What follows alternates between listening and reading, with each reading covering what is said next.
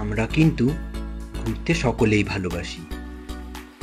উত্তরবঙ্গের বিভিন্ন অফবিট জায়গাগুলোর মধ্যে তাবাকোশি গ্রামটি ধীরে ধীরে জনপ্রিয় হয়ে উঠেছে।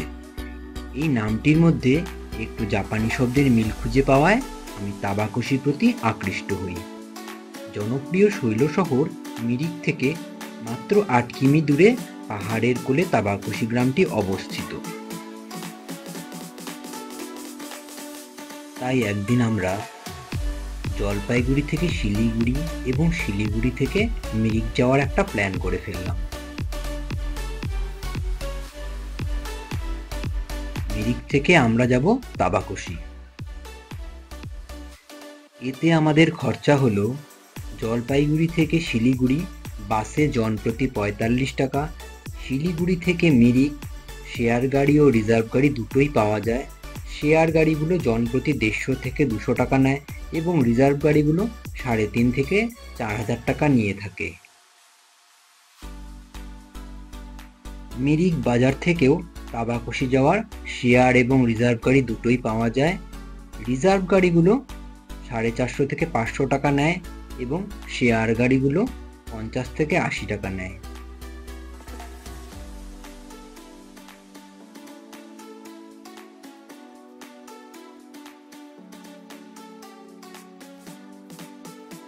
তাবাকোশিতে আমরা উঠেছিলাম বিখ্যাত ঝর্ণা হোমস্টেতে। এটা আগে থেকেই আমি বুক করে রেখেছিলাম। ঝর্ণা হোমস্টের বাঁ পাশেই রয়েছে টি ভিলেজ হোমস্টে। এটিও যথেষ্ট নামকরা হোমস্টে। এই যে মোড়কটিকে দেখা যাচ্ছে এটি কিন্তু টি ভিলেজ হোমস্টের মোড়ক। এর ডাকেই আপনার সকালের ঘুম ভাঙবে। ঝর্ণা হোমস্টের সামনে ছোট্ট চৌবাচ্চাটিতে নানান রকমের রঙিন মাছের চাষ করা হয়। আর এই যে ডান দিকের বাগান রয়েছে, কর্তৃপক্ষ সারা বছর এতে বিভিন্ন রকমের শাকসবজি ফলিয়ে থাকেন।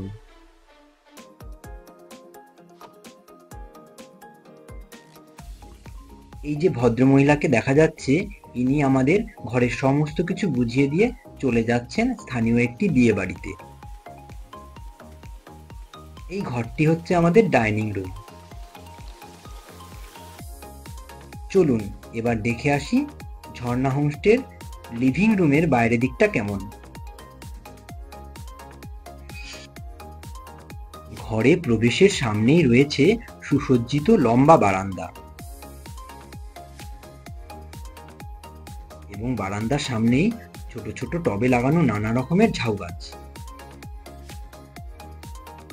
এবং ঘরটির পাশেই রয়েছে একটি ছোট নার্সারি।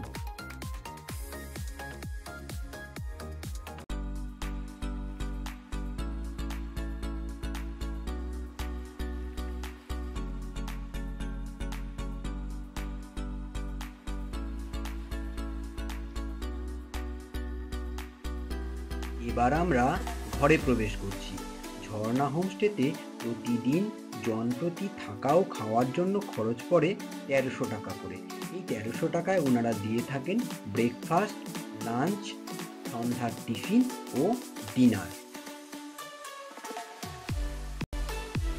ঝর্ণা হোমস্টের প্রত্যেকটি ঘরই সাজানো গোছানো, অত্যন্ত পরিষ্কার পরিচ্ছন্ন এবং বাথরুম নিয়ে কোনো কমপ্লেন হবে না আপনাদের।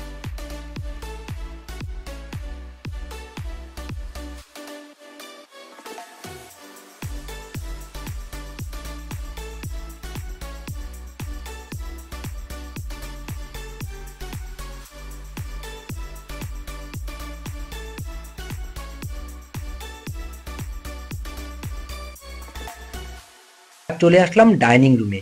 এবার মধ্যাহ্ন ভোজনের পালা। গরম গরম ডিমের ঝোল, ডাল, সবজি, আলু ভাজা, পাঁপড় ভাজা দিয়ে বেশ জমিয়ে হলো দুপুরের খাওয়া দাওয়া।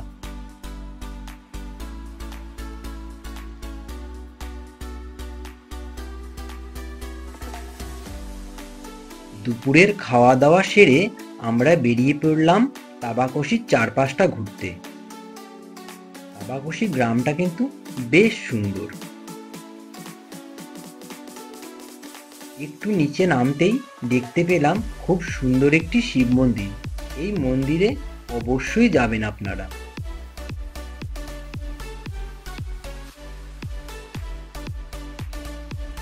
এমন সাজানো গোছানো মন্দির, পরিষ্কার পরিপাটি, কোথাও কিন্তু কোনো ময়লার চিহ্ন মাত্র দেখতে পাবেন না। আসুন একটু মন্দিরে প্রবেশ করি তাহলে।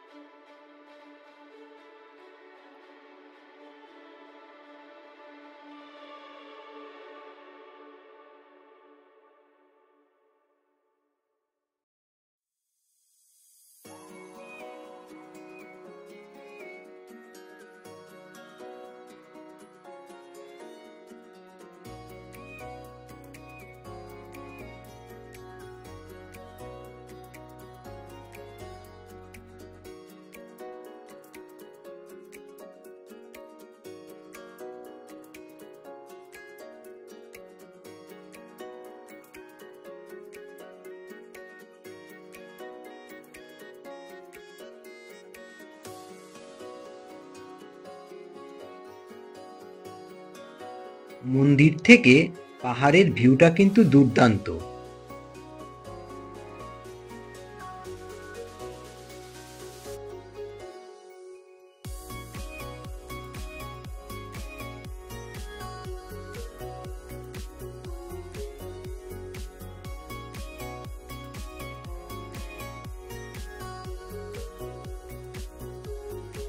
মন্দিরের রাস্তা ধরে একটু নিচে নামতেই দেখা গেল একটি পাবলিক সুইমিং পুল।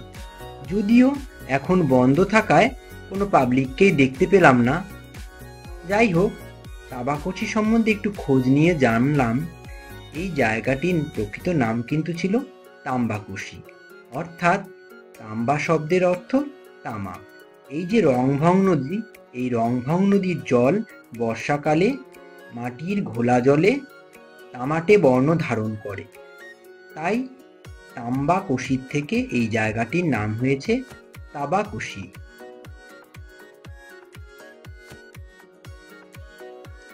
তাবাকোশির এই আয়রন ব্রিজ থেকে নিচের ভিউটা কিন্তু দেখবার মতো। ঘন্টার পর ঘন্টা ধরে এই ব্রিজে এবং ব্রিজের নিচে পার্কে বসে সময় কাটিয়ে দেওয়া যায়। বর্ষায় এর রূপ হয় আরো মনোহর।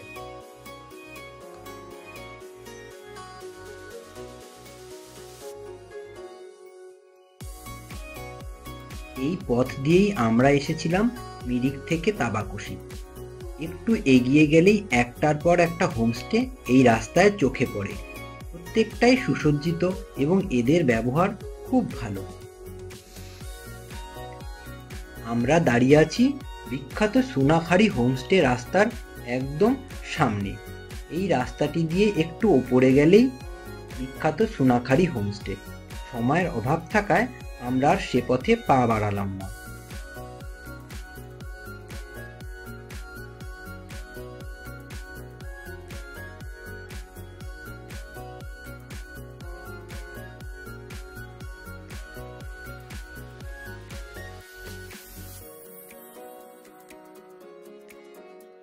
ঘণ্টাখানেক রংভং নদীর পাড়ে কাটিয়ে আমরা একটু পাহাড়ি মোমো খেয়ে আবার রওনা দিচ্ছি ঝর্ণা হোমস্টের দিকে।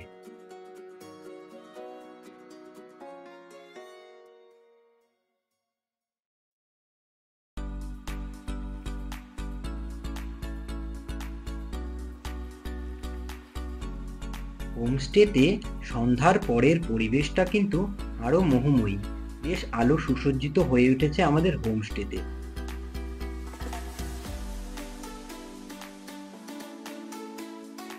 গরম গরম পকোড়া আর চায়ে হলো সন্ধ্যার টিফিন। আর ডিনারে ছিল চিকেন, পেঁয়াজের ডাল, আলু ভাজা, আরও একটা সবজি।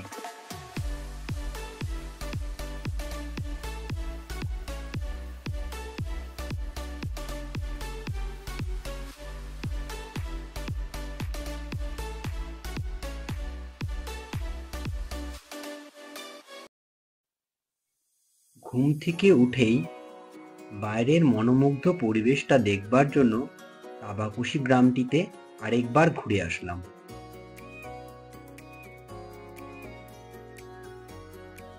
জনকোলাহল থেকে অনেক দূরে তাবাকশি গ্রামটিতে এলে পাওয়া যায় পাহাড়কে কাছ থেকে ছুঁয়ে দেখার অভিজ্ঞতা। আরও সঞ্চয় করে রাখা যায় এখানকার মানুষের সহজ সরল জীবনযাত্রার রূপ বৈচিত্র্য।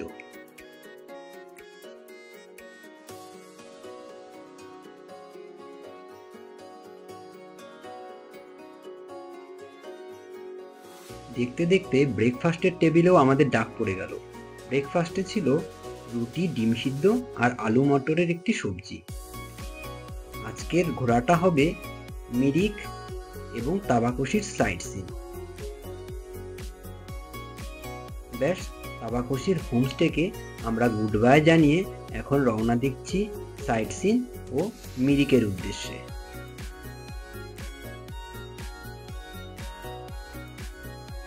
হোমস্টের এই আঙ্কেলই কিন্তু আমাদের সারাদিনের জন্য গাড়িটি বুক করে দিয়েছিলেন মাত্র 2300 টাকায়। আমাদের প্রথম গন্তব্যস্থল হলো সীমানা ভিউ পয়েন্ট। এই সীমানা ভিউ পয়েন্টের রাস্তার এত বৈচিত্র্য আর এত সুন্দর রাস্তা আপনি না আসলে কল্পনাই করতে পারবেন না। সীমানা ভিউ পয়েন্ট থেকে ফেরবার পথে নেপালের পশুপতি মার্কেটে ঢুকবার জন্য সঙ্গে রাখবেন আধার কার্ড। এখন আমরা সীমানা ভিউ পয়েন্টের উপরেই দাঁড়িয়ে আছি। এখানে মার্কেট বসেছে, এক একজন নানা রকম কেনাকাটায় ব্যস্ত। সীমানা ভিউ পয়েন্ট যাওয়ার রাস্তার একধারে ইন্ডিয়া, একদিকে নেপাল।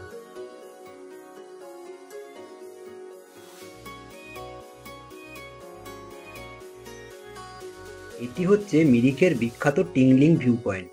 এখানে কিন্তু একবার আসতেই হবে আপনাদের। অসাধারণ ভিউ, একবার নিজে চোখেই দেখে নিন।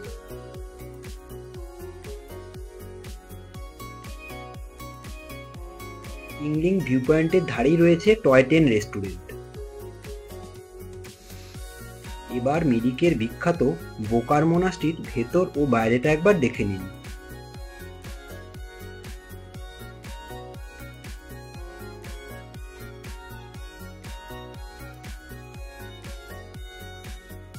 মিরিকে গেলে কিন্তু সুইস কটেজে অবশ্যই যাবেন। আমরাও গিয়েছিলাম, কিন্তু সেখানে শুটিং চলতে থাকায় আমরা নিরাশ হয়ে ফিরে এলাম। আরও কিছু সাইট সিন করে আমরা ফিরে এলাম মিরিক লেকের ধারে। এই মিরিক লেকের ধারেই আমরা উঠেছিলাম দি পার্ক হোটেলে। দি পার্ক হোটেলের ঘর ও বারান্দা থেকে মিরিক লেকের শোভা দেখে আপনি দিন ও রাতে ঘন্টার পর ঘন্টা সময় কাটিয়ে দিতে পারেন।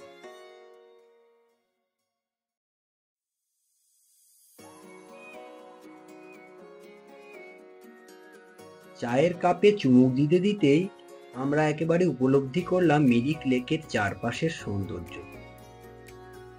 ব্রিজ পেরিয়ে হাঁটতে হাঁটতে চলে গেলাম একেবারে পাহাড়ের ঠিক পেছনে। গিয়ে দেখি একটি সুন্দর শিব মন্দির।